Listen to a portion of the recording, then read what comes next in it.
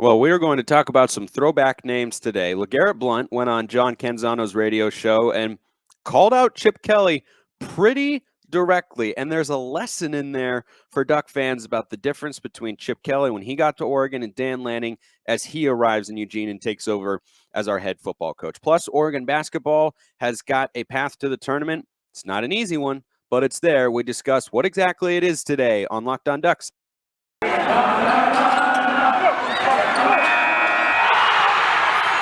You are Locked On Ducks, your daily podcast on the Oregon Ducks, part of the Locked On Podcast Network, your team every day.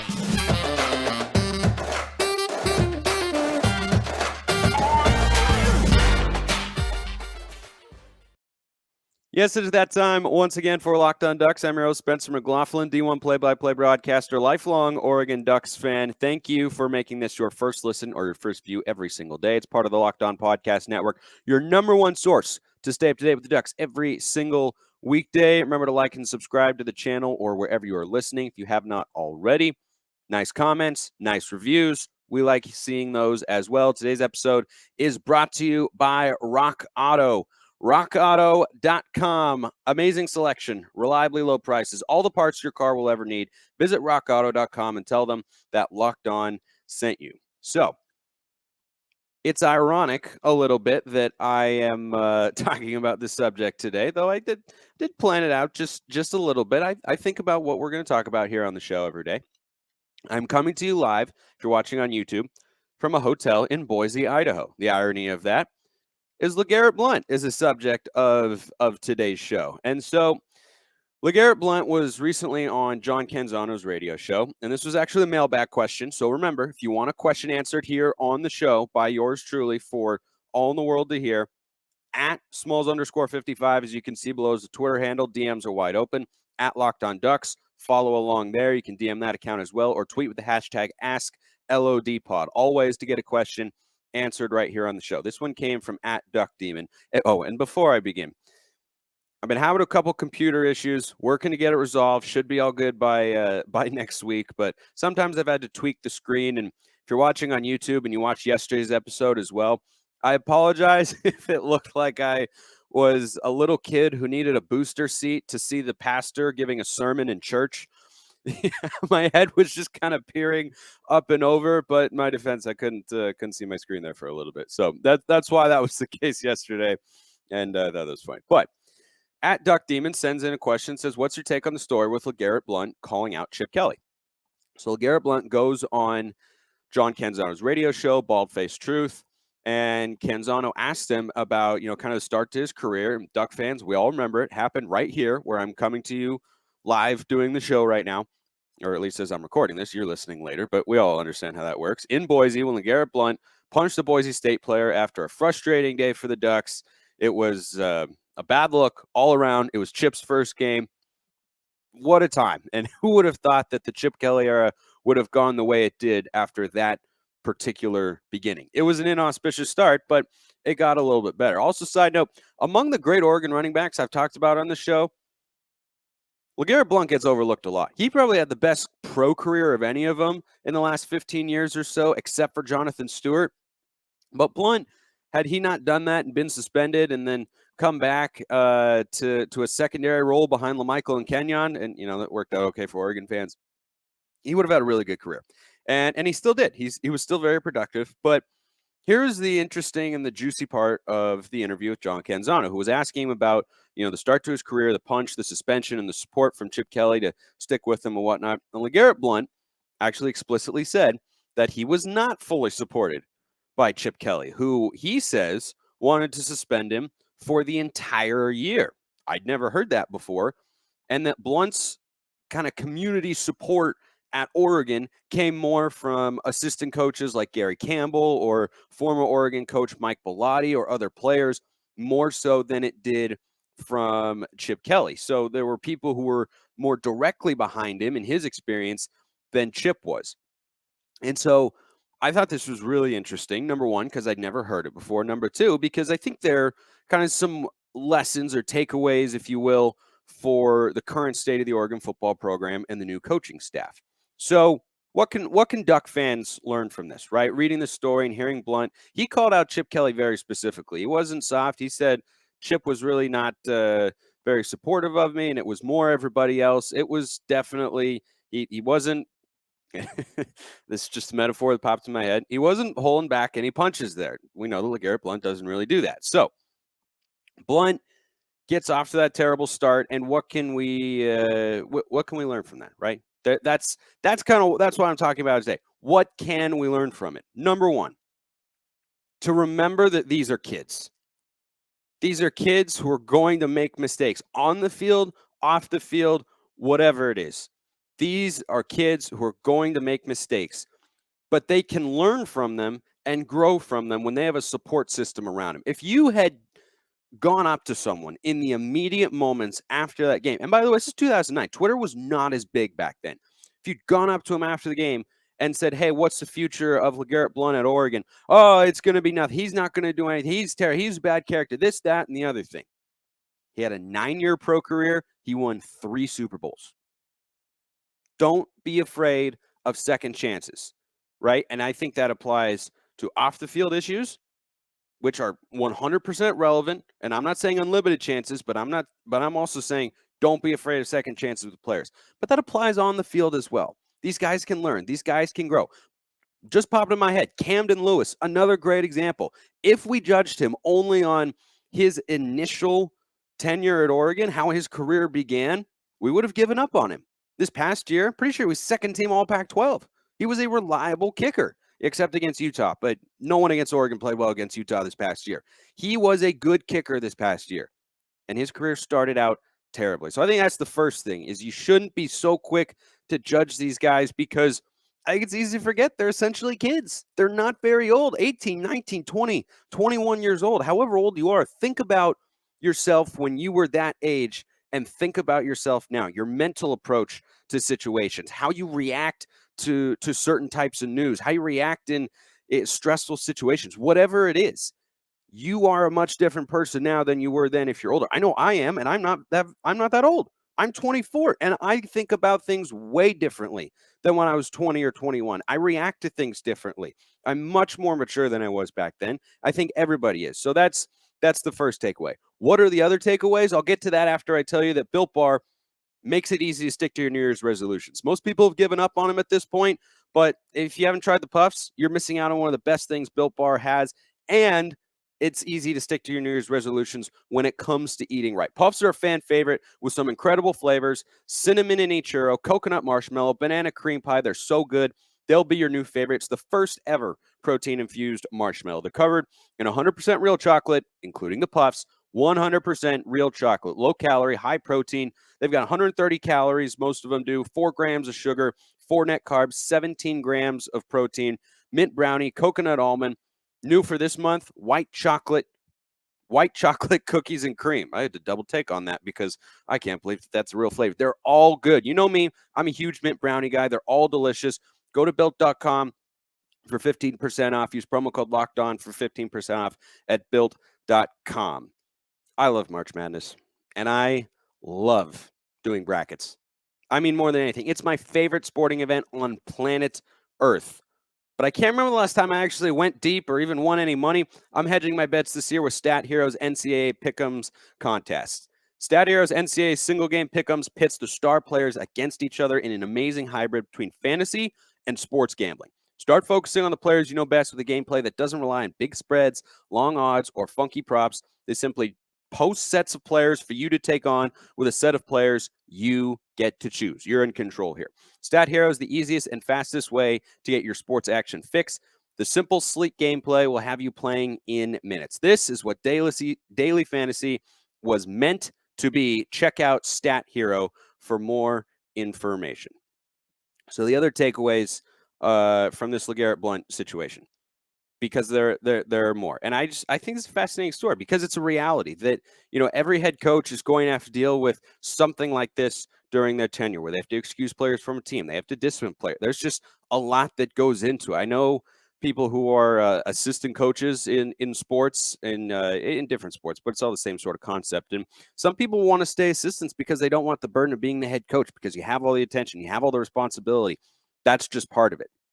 So Chip Kelly, when he came to Oregon, was a relative unknown. And I think that Oregon fans are hoping that Dan Lanning, I mean, we would all love for Dan Lanning to succeed the way Chip Kelly did. And there's been a lot of talk about, oh, did Oregon need to pick, an Oregon person like Chip, who, by the way, didn't have any ties to Oregon until he got there with Mike Bellotti. But, you can make someone into a quote unquote Oregon guy if he has a lot of success, feels at home, and really loves his job. See Dana Altman. Chip, when he got to Oregon, was never known as a great recruiter. He was bringing this revolutionary scheme. And he's also never been known in his career, and we saw this in the NFL, as a guy who's tremendously easy to get along with. It's just never been his reputation. Some guys have that. I think most guys do, but certainly not all of them. Chip falls in that category of guys who are a little bit more unique. So when you have that, you have to be just really, really good with scheme, because life is easier for you as a coach and as a program writ large, which includes us as fans, by the way, when you embrace the community element, the responsibilities, and just kind of the presence you have to have as a head coach. That's one of the reasons I think Chip went to the NFL. Is he's never liked recruiting very much. He still doesn't at UCLA. I mean, it's obviously important, and he has always known that in college football, but guys who go from college to the NFL do that because they're usually tired of recruiting, and they want to just go and just be about game day, just be about the football game and just a day of and nothing else. And, have a GM who can sort out all the players' situations and figure that out. And, Chip actually ended up wanting some personnel control when he got to the NFL, but it's still different. Recruiting is still a grind. It is really hard, and it's 24/7, 365. So when you're a Power 5 head coach in football, you can make your life a lot easier, or you can make things kind of smooth over or flow a lot more smoothly if you embrace that. If you embrace the fact that it's not just you up there. It's not just, you coming up on and showing up on game day and that's it. That's all your job entails, because it's just not, especially in the age of mass media and instant gratification in 2022. College football is just different that way. And John Canzano has said that, he said on his radio show, I listened to the episode with Legarrette Blount, that he's heard there have been other players who didn't feel as close with Chip Kelly. And I think that it's just two different ways of going about it, right? Chip was all about the game day, and his schemes and game planning was elite. It was just at the highest level. It was, of course, revolutionary at the time.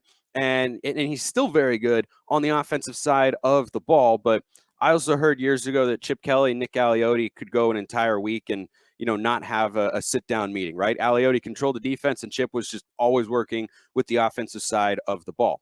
So thinking about this in the context of Dan Lanning, the reason I think that he has come in and really embraced the community element, and we've seen that. We've seen that throughout his tenure, really ever since he started. I think it's because he knows that that's a way to make his job easier. Being a Power 5 football head coach, really, really hard.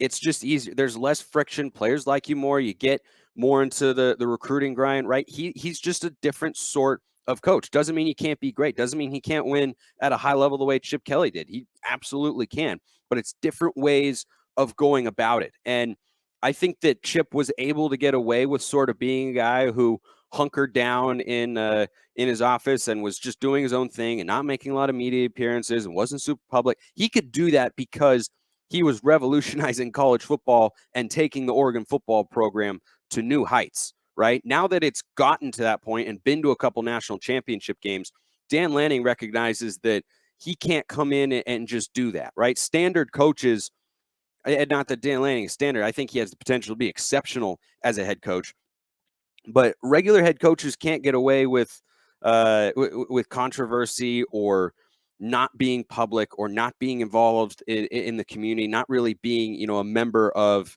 the family of their football program the way that Chip did, right? I mean, Jimmy Lake had a little bit of a different situation because he was the guy who was hitting a player, smacked him across the face mask and whatnot. But again, he doesn't survive that because Washington wasn't having a good season.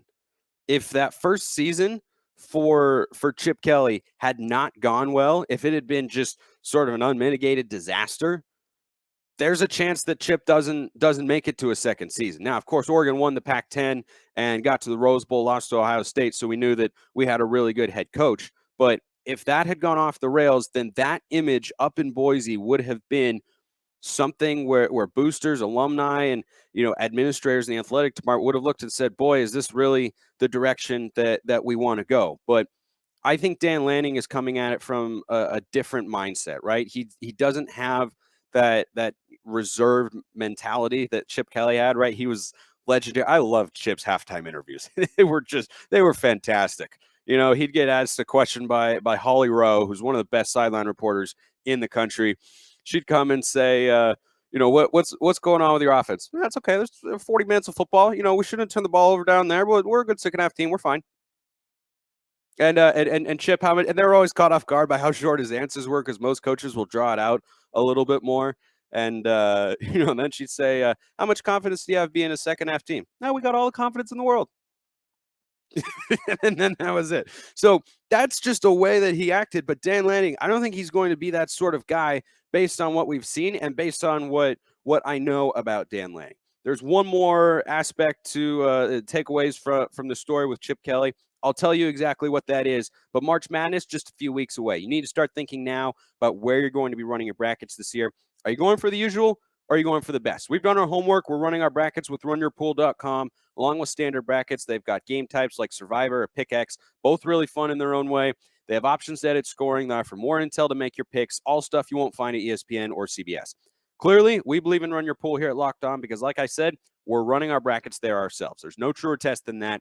If you want to play against us for a shot at a cash prize, join us at runyourpool.com/lockedon. While you're there, create your own pool for your friends and family. Enter Pure Madness at checkout for $10 off your custom pool. That's runyourpool.com/lockedon for your chance to win a cash prize. This episode also brought to you by rockauto.com. With the ever-increasing numbers of makes and models, it's now impossible for your local chain auto parts store to stock all the parts you need. Why endure often pointless or seemingly intimidating questioning? Is your Odyssey an LX or an EX? And wait while the person behind the computer orders the counter or orders the parts on online, and only choosing the brand that their warehouse happens to carry. You have computers with access to rockauto.com at home and in your pocket. Save time and money when using Rock Auto. It's a family business serving do-it-yourselfers for over 20 years. Reliably low prices for every customer. Go to rockauto.com right now. See all the parts available for your car or truck. Right, Locked On in their How Did You Hear About Us box, so they know that we sent you. Amazing selection, reliably low prices, all the parts your car will ever need. rockauto.com. And we are grateful for all of our sponsors for making this very show possible. So, final thing here on this, Chip Kelly being called out by Legarrette Blount on John Canzano's radio show. Lanning is just more into relationships. And Chip Kelly, I don't think, was ever really into that. And again, it worked for Chip when he was at Oregon. I'm not acting as a revisionist history in the sense of like, oh, he should have done this or what we could have done if he'd done that. No, what Chip did worked for him. It was there. It happened. Can't take it away. Wouldn't have changed a thing except for Michael Dyer being ruled down. I just would have liked to see how the game played out. Just a random thought here on a Tuesday as I record this. But anyway, I think Lanning is much more into relationships, and being the Oregon football coach beyond just game days. I think Chip, a perfect world, would show up at practice and he'd show up on Saturday, and that was it, right? That was kind of all you would ever seen of him. That's the sort of vibe that Chip gave off, and that's okay. But Lanning, he's made a number of public appearances. He's not short with the media. He's gotten in touch with alumni and wants to buy into the grind of recruiting as well, right? Because he comes from Georgia. He comes from the SEC, where recruiting is, priority number 1, 2, and 3. And that's what we want for Oregon, because the only way to compete with those sorts of teams, unless you have a revolutionary scheme coach like Chip Kelly, is to be able, or a revolutionary player like Marcus Mariota, is to be able to recruit at that level, to bring in those sorts of players. And that's what we want.